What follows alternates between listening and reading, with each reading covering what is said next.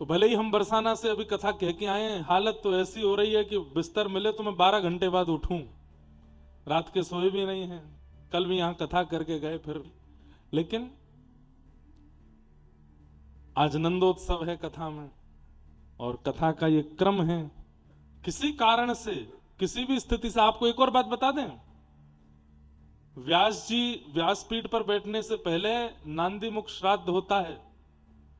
मतलब अगर कथा के बीच में परिवार में कोई बालक का जन्म हो या कोई वयोवृद्ध चले जाएं, तो सोबर और सूतक में भी हम यहां से जा नहीं सकते हैं वृंदावन, हमको कथा पूरी करके ही जाना पड़ेगा। क्यों? क्योंकि ये मेरी नहीं है, मेरी इतनी हैसियत नहीं कि मैं ठाकुर जी के गुण सुना सकूं। ठाकुर जी आकर के चित्त में गुण बुलवा रहे हैं, और ठाकुर जी ने को अगर हमने कहा है कि 7 दिन अलवर में कथा सुनानी है तो सुनानी है। अब चाहे जैसे सुनाओ, बारिश में सुनाओ, आंधी में सुनाओ, तूफान में सुनाओ, पंडाल गिरवे पर सुनाओ, लोगों के आने पर सुनाओ या ना आने पर सुनाओ, सुनाना है।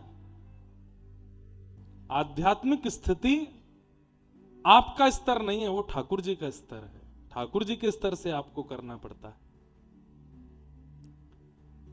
तो ऐसी स्थिति बनी कि 2-2 बार सत्संग करने का अवसर मिला, बरसाना भी करे आए, अब यहां पुनः आपके बीच में आ गए।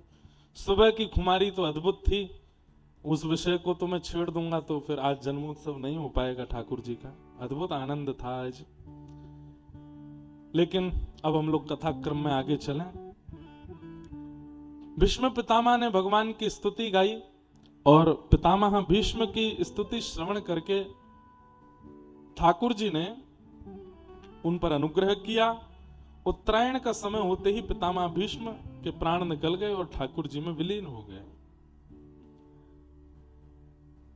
द्वारिकाधीश द्वारिका को प्रस्थान कर गए। कुछ समय बाद उत्तरा के गर्भ के बालक परीक्षित ने जन्म लिया। ब्राह्मणों ने आकर के उसका पूरा फलादेश किया, बहुत प्रशंसा करने लगे। ये बालक ऐसे नक्षत्र में ऐसे समय पर जन्मा है, ऐसा होगा, ऐसा होगा, ऐसा होगा। ये सब सुनकर के युधिष्ठिर जी महाराज बोले, महाराज इस बालक की केवल प्रशंसा किए जा रहे हो, क्या इसमें कोई दोष नहीं है? एक बात बहुत ध्यान से सुनिएगा, संसार में जन्म लेने वाला हर व्यक्ति दोष युक्त है,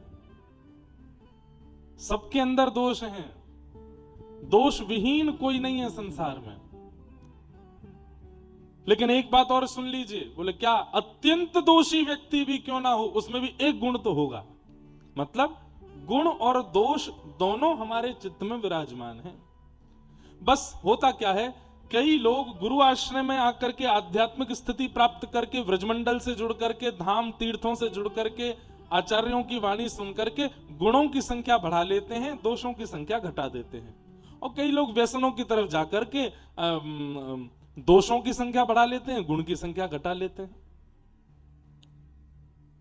पर यह बात नक्की है, यह बात पक्की है, जिस दिन आप संपूर्ण दोषों से शून्य हो जाओगे, इस संसार में फिर नहीं दिखोगे। इस संसार में जब तक दिख रहे हो, इसका मतलब दोष है। जैसे ही दोष शून्य हुआ, विमान आ जाएगा, ले जाएगा आपको। अब इस संसार के लायक नहीं हो, आप चलो यहां से। इसका मतलब क्या है? सब में दोष है, सबके अंदर दोष है। तो युधिष्ठिर जी महाराज बोले, भगवान आप इस बालक के गुण ही गुण बताते जा रहे हो, क्या इसमें कोई दोष नहीं है? तब ब्राह्मणों ने कहा, तक्षकादात्मनो मृत्युम द्विज पुत्रोपसर्जिता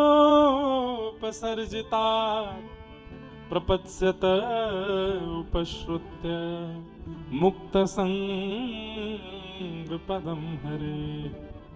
महाराज आपका ये बालक जो है ना, इसकी मृत्यु तक्षक सर्प के दंशन से होगी। एक बात ध्यान से सुनिएगा, कोई भी व्यक्ति जो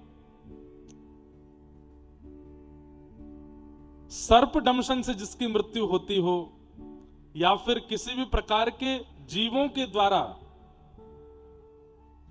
मच्छर ने काट लिया, मलेरिया हो गया, डेंगू हो गया, बहुत लंबे समय तक इलाज चला, नहीं बच पाए, और भी कई ऐसे होते हैं जहां पर आप कीड़े मकोड़े जानवर आदि ऐसे लोग ऐसों के शिकार बन जाते हैं, कहते हैं। और उसमें भी विशेष रूप से सर्प का डसा हुआ व्यक्ति अगर मृत्यु को प्राप्त हो जाए तो उसको मुक्ति नहीं मिलती, उसको मुक्ति की प्राप्ति नहीं होती, उसका पुनर्जन्म होगा। तो ये बात जैसे ब्राह्मणों ने कही कि परीक्षित की मृत्यु तक्षक सर्प के दंशन से होगी, सुनते ही युधिष्ठिर घबरा गए। लो हो, ये आपने क्या बता दिया। और तक्षक सर्प ये तब तक नहीं डसता जब तक कोई ब्राह्मण का अपमान ना हो जाता हो। अच्छा, इसमें भी एक आचार्य चरण से मैंने सुनी हुई बात, ये जीवों के द्वारा कोई हमको हानि हो और उससे मृत्यु जब हो जाती है, ये जीव के द्वारा दी गई हानि भी तभी होती है या तो वैष्णव अपराध बना हो या विप्र अपराध बना हो या स्त्रियों का अपराध किया हो। आपने किसी ब्राह्मण का अपराध किया है या किसी वैष्णव भक्त का अपराध किया है या कन्याओं का, स्त्रियों का अपराध किया है, तो इस प्रकार से मृत्यु प्राप्त होती है। इसलिए जीव के द्वारा मृत्यु होना ये उचित नहीं है। वैसे तो अकाल मृत्यु किसी भी प्रकार से हो वो उचित नहीं है, लेकिन ज्वर, पीड़ा, रोग और स्वाभाविक ये फिर भी एक प्रकार का कारण है मृत्यु प्राप्त करने का। परंतु जीव हिंसा के द्वारा, जीव के द्वारा अगर आपके प्राण जाते हैं तो वो उचित नहीं माना जाता। और वो भी तक्षक सर्प तब डसेगा जब ब्राह्मण का अपमान हो। तो युधिष्ठिर तो सुन के बड़े घबरा गए, बोले महाराज इसका मतलब ये बालक ब्राह्मणों का अपमान करेगा।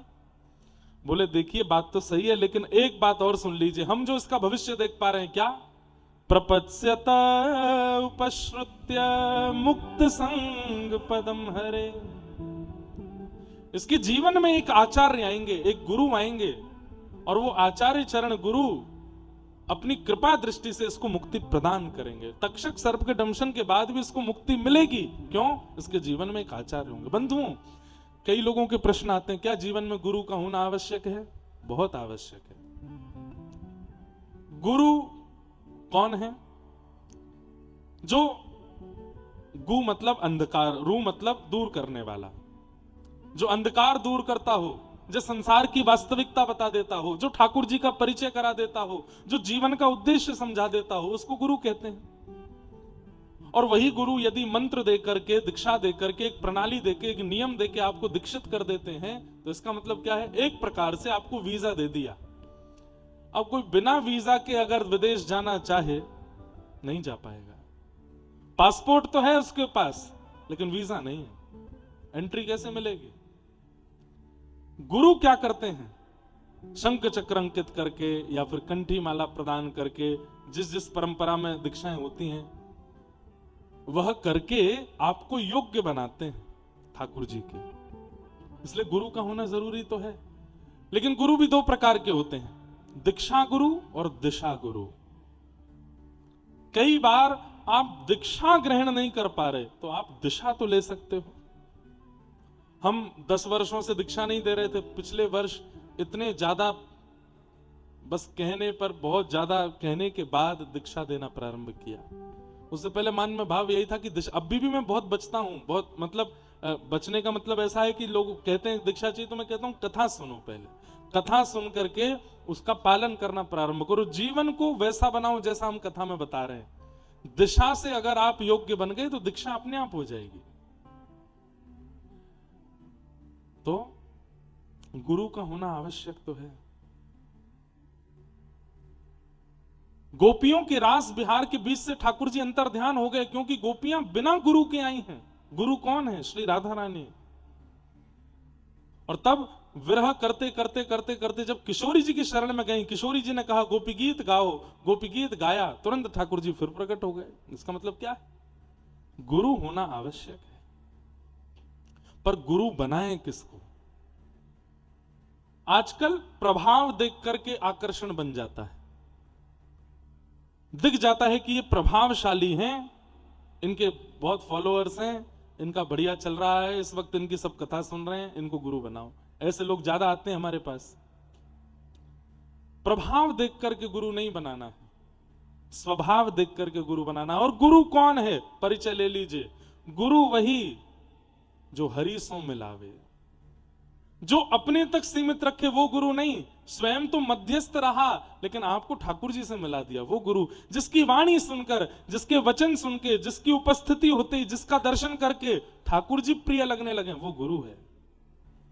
जिसकी उपस्थिति होते ही, जिसकी वाणी सुनते ही, जिसकी कथा श्रवण करते ही, जिसका दर्शन करते ही धाम प्रिय लगने लगता हो, वो गुरु है। अरे जिसकी उपस्थिति होते ही, जिसको प्रणाम करते ही अपने दोषों को त्यागने की इच्छा प्रकट होने लग जाती हो, वो गुरु है।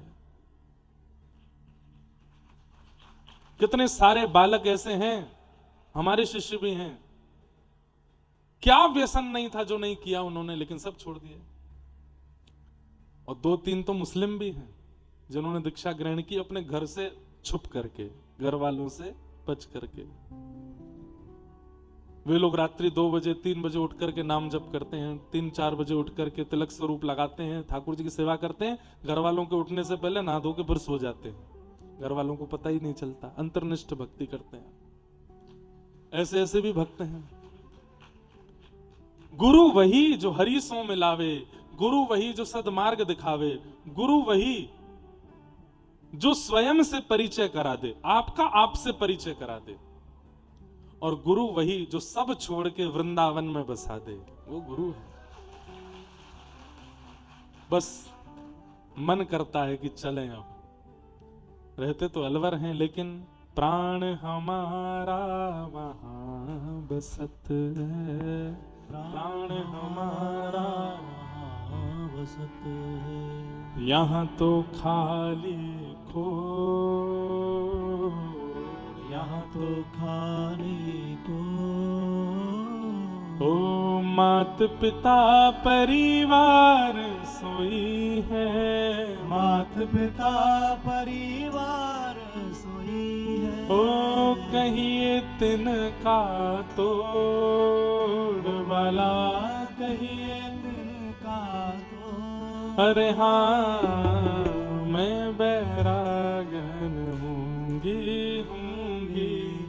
मैं बैरागन हूँगी। लाला बैठ जाओ, अभी हम नहीं गाएंगे, कथा बहुत बची है। हो बाला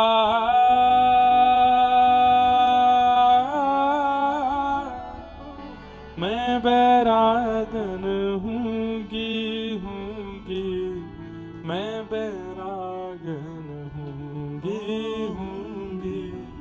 मैं बैरागन हूँगी। तो गुरु, गुरु का होना जरूरी तो है। तो एक गुरु, एक आचार्य इसके जीवन में आएंगे और वो आकर के इसको मुक्त करके जाएंगे, भले ही तक्षक सर्प डसे इसको। तब युधिष्ठिर को शांति मिली। परीक्षित जी का जन्म हुआ, धीरे धीरे परीक्षित बड़े हुए। एक दिन अर्जुन ने खबर आकर के बताई कि द्वारिकाधीश कृष्ण अपनी लीला पूरी करके चले गए। पांडवों ने परीक्षित को राज्य गद्दी पर बिठा दिया और स्वयं स्वर्गारोहण को चले गए।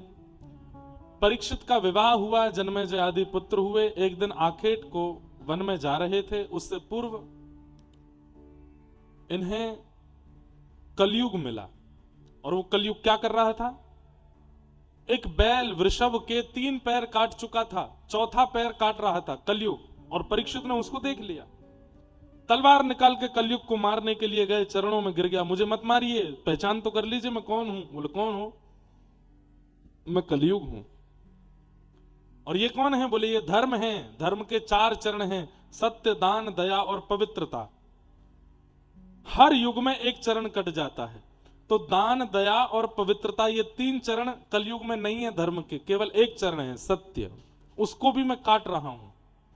धर्म को खड़ा नहीं रहने दूंगा मैं, ये मेरा प्रण है, ये मेरा कर्म है।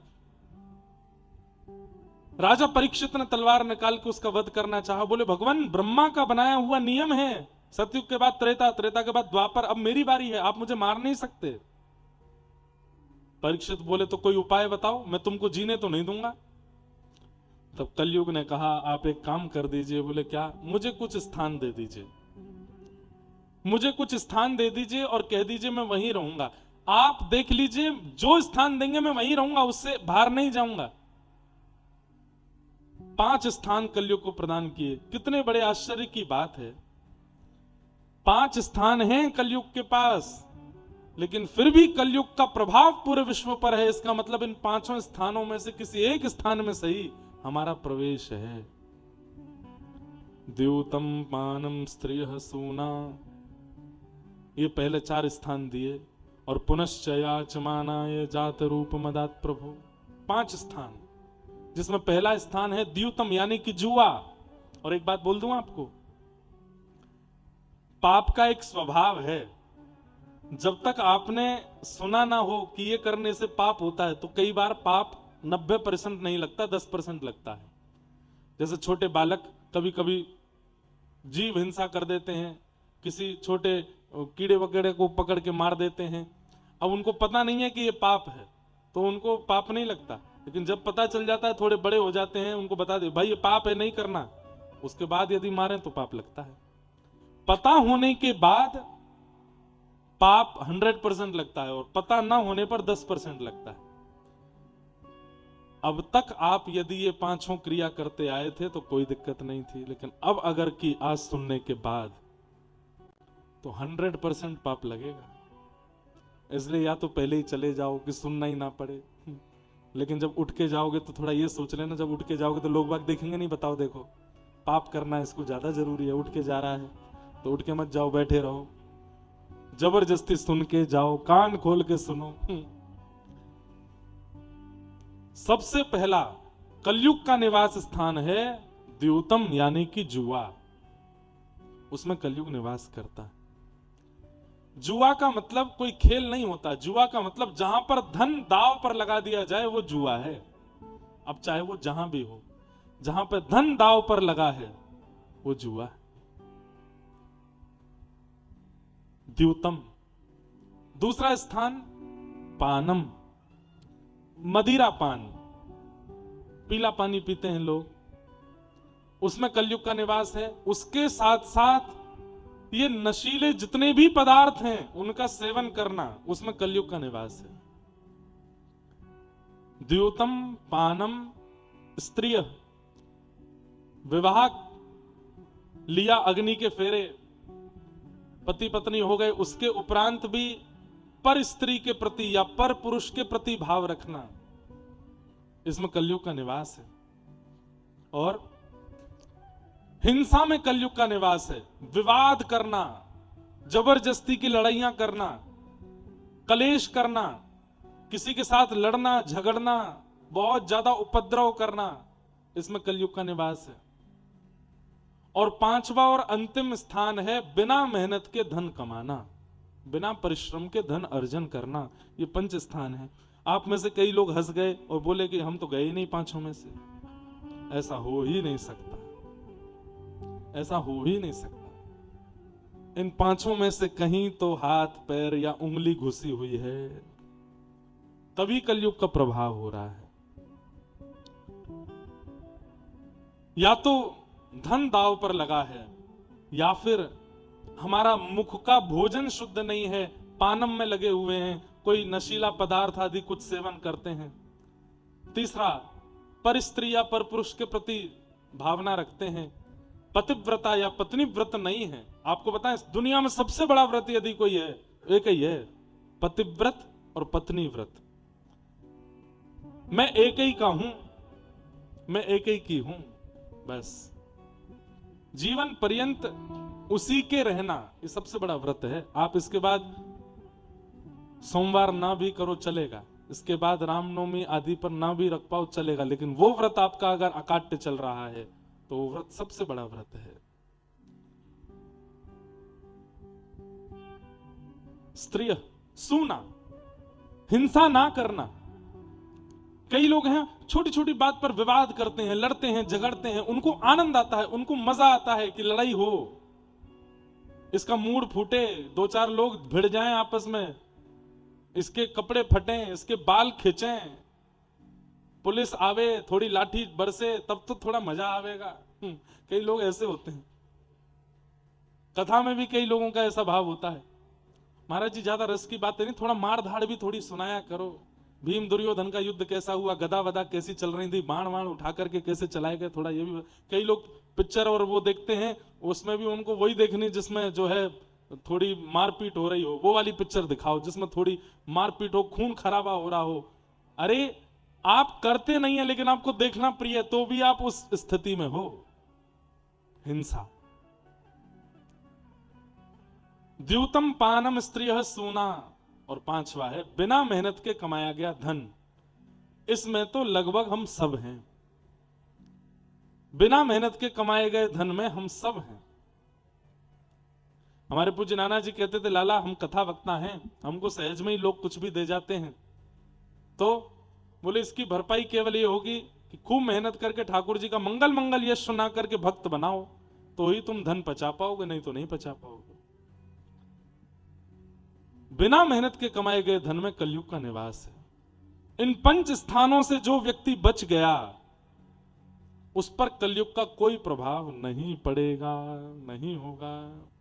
द्यूतम पानम स्त्रियः सूना, यत्रा धर्मश्चतुर्विधः पुनश्च याचमानाय जात रूप मदात प्रभो। ये 5 स्थान कलयुग को दे दिए और कहा इन 5 जगह पर रहना। कलयुग बोला धन्यवाद। लेकिन इतना हंस करके कलयुग जा रहा था। परीक्षित बोले मैंने 5 छोटे से स्थान दिए फिर भी तुम हंस रहे हो। बोले देखना प्रभु, कलयुग जब प्रचंड स्थिति में आएगा, ये 5 स्थान से बाहर नहीं जाऊंगा मैं, फिर भी लोग मेरा ही आस्वादन करेंगे, मेरे ही आश्रय में रहेंगे। बंधुओं, मैं आप सब लोग तो कथा सुनने वाले लोग हैं, हम लोगों को ज्यादा नहीं पता, लेकिन आप संसार में बाहर निकल करके देखो, कई देश ऐसे हैं, कई नहीं लगभग देश ऐसे हैं, वहां पर बिना मांस के भोजन ही नहीं होता है। वहां पर प्यास भी शराब से ही बुझाई जाती है। वहां पर पीना, आज पहले ब्याह होते थे तो लड़की के माता पिता देखते थे कि व्यसनी नहीं होना चाहिए, व्यसनी नहीं होना चाहिए जिससे हमारी बेटी का ब्याह हो। और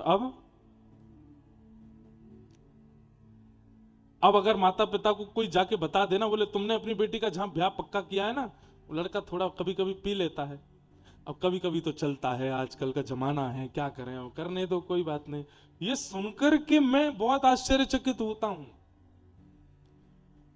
अरे अंदर की बातें तो आपको पता ही नहीं है, हम तो युवाओं के बीच में रहते हैं। जैसी संबंध पक्का होता है, लड़का लड़की आपस में बात कर लेते हैं और धीरे धीरे 2-3 दिन बाद उनकी बातचीत होती है, तो फिर वो पूछना शुरू करते हैं, और कुछ आपकी हॉबी?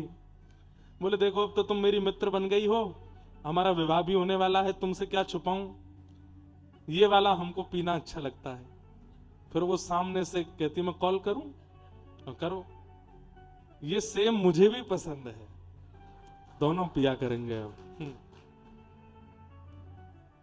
एक विवाह में हम गए थे और माताजी पिताजी हमारे अच्छे श्रोता थे, उनके पुत्र के ब्याह में गए, तो जैसे ही मंच पे फोटो खिंचाने गए तो दुल्हा दुल्हन दोनों से दुर्गंध आ रही थी। मैंने कि दोनों पिए खड़े हैं, बताओ अब मैं क्या बोलूं वहां पे।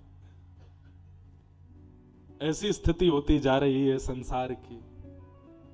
बहुत भयावह समय आएगा बंधुओं, कुछ समय बाद ऐसी स्थिति आने वाली है कि हम क्या बताएं, आपको कुछ कह नहीं सकते हैं। बस अभी जो समय है, इस समय में हरि नाम लेकर के, गोविंद नाम लेकर के, कृष्ण नाम लेकर के, बस इस संसार से जल्दी निकल लो, यहां से जल्दी निपट लो। ये संसार में दोबारा आना नहीं है, बहुत खतरनाक है ये संसार। हरि नाम से तेरा काम बनेगा, हरि नाम से काम बनेगा, हरि नाम ही तेरे साथ चलेगा, हरि नाम ही तेरे साथ चलेगा, हरि नाम लेने वाला, हरि नाम लेने वाला, नाम गाने वाला, हरि नाम गाने वाला, ओ हरि का है प्यारा, हरि का भजन करो, हरि है हमारा। ऐसे भजन करना हो तो मत करो, करताल बजा के करो। ओ हरि का भजन करो, हरि है हमारा। हरि का भजन करो, हरि है हमारा। हे हरि नाम लेने वाला,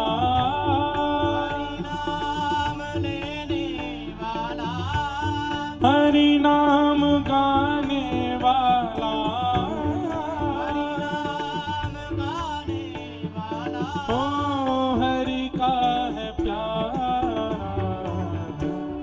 हरि का भजन करो, हरि है हमारा। हरि का भजन करो, हरि है हमारा। ओ हरि का भजन करो, हरि है हमारा। हरि का भजन करो, हरि है हमारा। हे कोई कहे राधे श्याम, कोई कहे सीताराम, कोई कहे राधे श्याम, कोई कहे सीताराम, कोई कहे राधे श्याम, कोई कहे सीताराम, कोई कहे राधे श्याम, कोई कहे सीताराम, कोई गिरधर गोपाल, कोई राधा माधव लाल,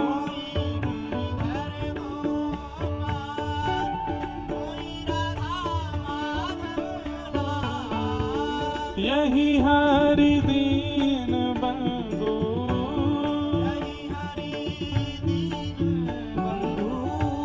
यही हरि करुणा सिंधु, ओ नमो बारंबार, हरि का भजन करो, हरि है हमारा।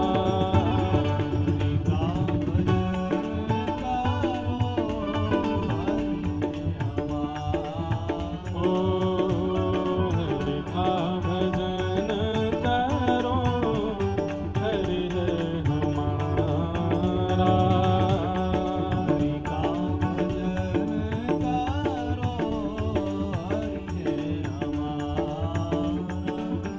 पूज्य गुरुदेव भगवान यहाँ से नहीं आ रहे हैं, वहां उनको वहां से लेके आ रहे हैं। आप लोग वहां देखिए, वहां अंदर से लेके आ रहे हैं। अंदर से शायद रास्ता नहीं है आने का। वहां ये आ गए सामने।